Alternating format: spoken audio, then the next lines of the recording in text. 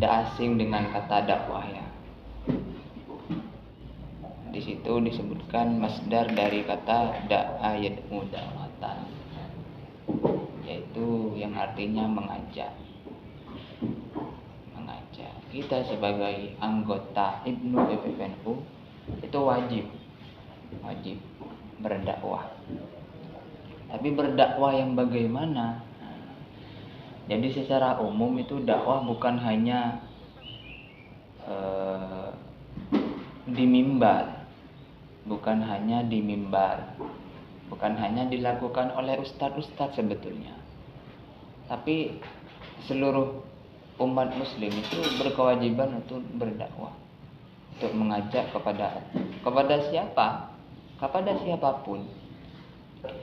Minimal sudah diri sendiri, minimal sudah keluarganya sendiri. Kan sering saya ingatkan, mengatakan di sini kan, ketika kita mendengar suara azan, kita ngajak temennya, itu juga dakwah. Entah bagaimanapun caranya itu berbeda-beda. Nah, di sini Rasulullah itu sebagai uswatun hasanah, sebagai suri tauladan yang terbaik, itu banyak kisah-kisah perjuangan dakwah beliau. Makanya kan dakwah itu tidak akan terputus, tidak akan berhenti sampai ila yaumil qiyamah.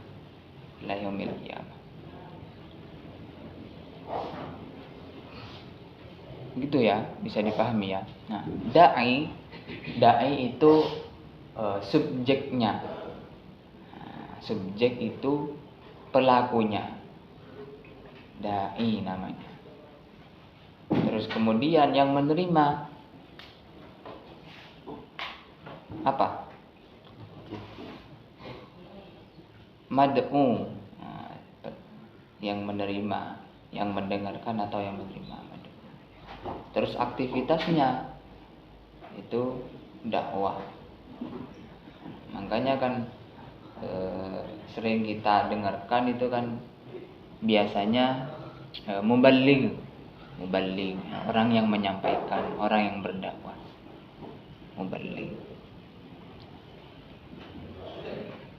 Jadi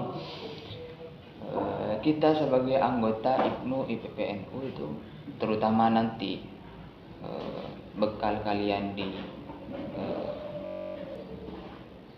masyarakat nanti, ya harus selalu mengajak, entah bagaimanapun caranya. Jadi tidak boleh santri, anggota Hibnu tidak boleh pasif, tidak boleh neng nebuko tedung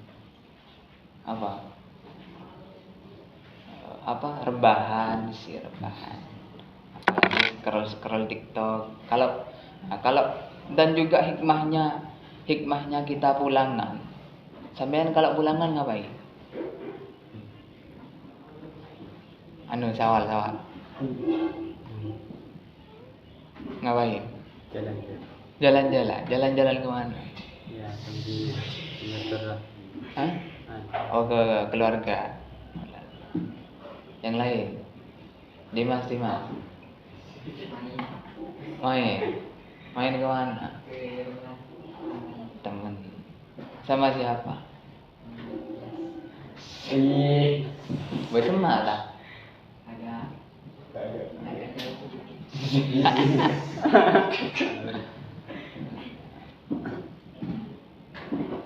Sama teman perempuan lagi. Enggak.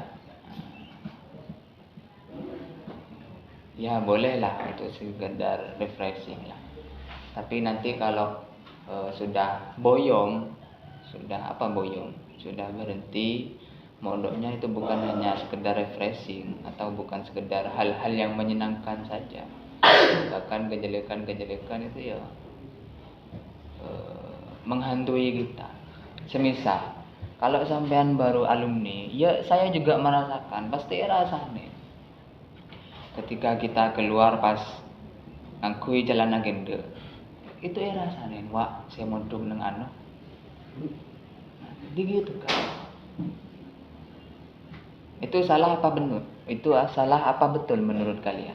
Orang-orang bicara kayak gitu, ngerasain kayak gitu. Menurut kalian, salah apa betul?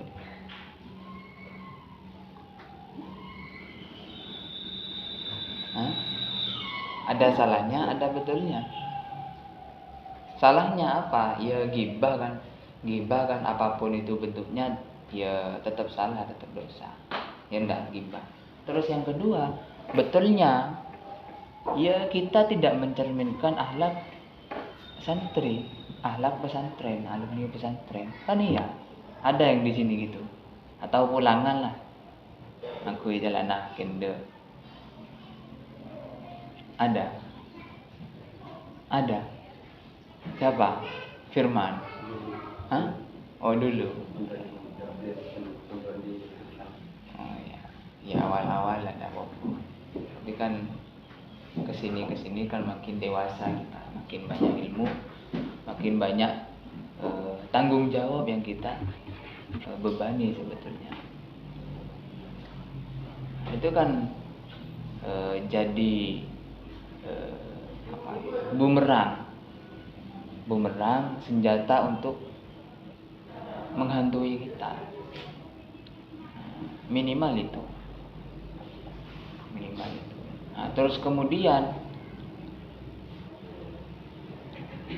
kalau sudah alumni itu, karena kan bisa dipastikan orang yang mondok itu kan banyak ilmunya, ya enggak? Berapapun lamanya itu keberkahan ilmu itu pasti ada. Nah, keberkahan ilmu itu terlihat dan dirasakan ketika kita jadi alumni.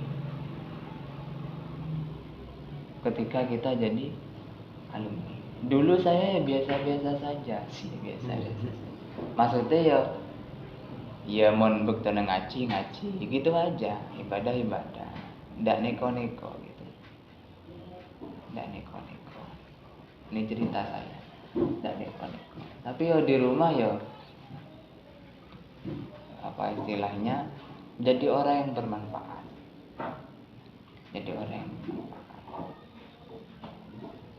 Itu yang biasa-biasa saja ya, apalagi yang rajin. Gitu. Apalagi yang rajin. Jadi santri-santri itu ketika pulang itu sebetulnya ditunggu-tunggu. Yang awalnya dilepas sama orang tuanya nangis-nangis kan. Ada yang nangis di sini ketika santri baru. Ada lah pasti. Minimal di kamar mandi nangis.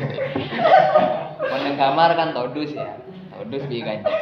Nang kamar mandi di sana. Nah, ada kan? Ada.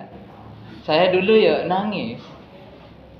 Tapi bukan nangis ngecel itu, nangis terharu itu. Terus sama ustadznya digini-gini kan. Awal-awal biasa gitu. Ketika pulang tapi seperti cahaya baru. Seperti menyambut menyambut pejuang. Karena santri penilaiannya di masyarakat itu pasti baik penilaian santri oleh masyarakat itu pasti baik. Nah, tinggal santrinya itu bisa menjaga amanah dari masyarakat itu atau tidak kan gitu. Nah, Ibnu PBNU salah satu jalannya, salah satu solusinya. Karena bahkan banyak teman-teman alumni itu setelah kena pergaulan, setelah kena media sosial dan lain-lain, amburadul, hilang santrinya. Bahkan ada teman saya itu mondok di Tambak Beras, Jombang itu, Kiai Wahab Hasbullah. Kan kiainya sudah top ya, tapi kalau santrinya tidak benar-benar belajar, tidak benar-benar hikmat, ya hilang topnya. Top kiainya itu hilang, bahkan jadi bahan gibah itu tadi. Wah, saya modok dengan kerja, wah daya. Itu kan kecewa masyarakat. Itu kalau minimalnya. Terus kemudian ketika kita bermanfaat atau diberi amanah oleh masyarakat, semisal kayak baca yasin ketika tahlilan, itu kan gitu, baca yasin, terus kemudian yacek muruk ngajarin ngaji di ustadznya sana, kiainya sana, kiai langgeun. Itu kan amanah sebetulnya, ya enggak? Amanah kepercayaan yang diberikan kepada kita, alumni santri. Itu jangan disia-siakan, jangan dihianati. Misal juga tukang azan nang masjid musala aja azanen jelah teramih musallana. Itu kan amanah sebetulnya. Walaupun mungkin di pandangan sebagian orang itu hal-hal yang kecil. Tidak apa-apa lah. Hal-hal yang kecil, tapi kan gimana peribahasa itu, sedikit-sedikit menjadi bukit. Contoh, dulu Rasulullah itu sebelum diangkat oleh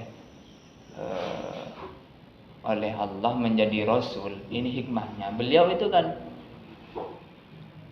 mengembala kambing, ya enggak? Ya enggak tahu ya ceritanya kan. Mulai remaja beliau itu menggembala kambing. Menggembala kambing itu alaqah beliau. Bekerja. Salah satunya ya punya Sayyidah Khadijah yang belum masuk Islam, tapi itu kan yang meminang Rasulullah kan Sayyidah Khadijah kan, yang umurnya terpaut 20 tahun lebih. Itu Sayyidah Khadijah yang senang ke Rasulullah, bukan Rasulullah yang melamar. Istri pertama Kanjeng Nabi. Itu karena ya kejujurannya, karena bejeng oleh seorang kaya raya, seorang perempuan cantik yang kaya raya. Itu ya barokahnya itu tadi. Kembali, jadi mengembala, Rasulullah itu mengembala, dilatih kepemimpinannya. Dia bisa menaklukkan hewan apa tidak. Misalnya kan hewan kan tidak berakal kan ya. Kalau semisal hewan saja bisa takluk, apalagi manusia. Makanya sampean nanti kalau pulang mondok boyong gitu, nyoba ngingon. Apa ngingon? Memelihara sesuatu, apapun itu sudah. Sebelum bermasyarakat ya, sebelum berkiprah di masyarakat, ngingon dulu, melatih diri dulu. Misal ajem kayak apa. Misal kalau yang punya sawah orang tuanya ya ngopenin sabun. Ngingon dulu. Nah, terus kemudian setahun, 2 tahun, 5 tahun lah. 5 tahun mulai sudah berkiprah di masyarakat. Jadi salah satunya PAC ini, Ibnu PPNU. Kan kiprahnya kan di masyarakat. Kayak bagaimana sekarang itu kan di PBNU kan menyerukan GKM-NU itu, Gerakan Keluarga Maslahah. Nahdlatul Ulama. Itu salah satunya ya mengembangkan potensi. Di Jember itu banyak bayi stunting. Tahu stunting ya? Bayi yang kekurangan gizi.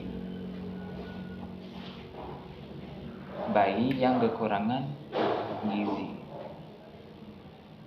Nah, itu kan apa istilahnya, masalah di dalam masyarakat. Nah, terus diusut. Kenapa kok bisa ada stunting? Yang pertama, pernikahan di bawah umur. Pernikahan di bawah umur. Di Jember itu tinggi pernikahan di usia dini itu tinggi. 2, perkawinan di luar nikah. Di Jember itu tinggi. Ini kan masalah-masalah remaja seusia kita mungkin. Tapi di IPNU IPBNU itu bukan menjadi sumbu masalahnya, tapi penyelesai masalah tersebut. Sedini mungkin itu harus dididik bagaimana bergaulan yang baik, bagaimana berinteraksi dengan lawan jenis, itu harus dididik. Terutama orang-orang di luar anggota IPNU IPBNU. Kalau IPNU IPBNU saya yakin tidak ada yang seperti itu, karena sudah memang lingkungannya dan kompetensinya. Di luar IPNU IPBNU ini yang bahaya. Nah, itu tugas kita. Nah, tugas itu namanya dakwah. Dakwah, mengajak, memberitahu. Nah, dakwah itu pasti tujuannya kepada Allah. Tujuannya kepada Allah. Dan tidak hanya ibadah. Tidak harus bersifat ibadah. Kalau sholat kan ada azan, ya enggak? Kalau kita ngaji biasanya ada nazoman sebelumnya kan ya. Itu bentuk-bentuk dakwah sebetulnya. Tapi kalau di masyarakat kan enggak ada. Ngajinya itu saya itu ya ke teman-teman itu buka kitab saja wis bukan tidak berani. Karena mereka bukan sepantaran saya. Nih diajak diskusi ya kelengan mereka. Apalagi baca kitabnya. Salah satunya jalan keluarnya, solusinya gimana? Ya kita beri sehari inti seharinya itu. Tanpa baca kitab faslun ayahada faslun, enggak usah gitu. Langsung lah gini. Dengan bahasa kita. Dengan bahasa sehari-hari. Ini saja saya ini agak pakai bahasa formal lah sedikit, karena kan forum kan. Tapi ngobrol-ngobrol itu yang perlu kita hati-hati, yang perlu kita arahkan. Jadi ngobrolnya itu berfaedah, ngobrolnya itu bermanfaat. Itu tugas kita. Jadi bagaimana adanya kita itu menjadi pencerah, titik lampu di sekitar kita. Gimana caranya? Nanti terserah sampean.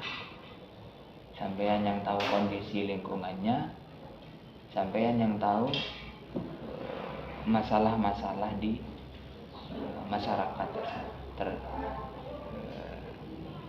yang bertempatan. Gitu ya. Bisa dipahami ya? Ada yang tanyakan?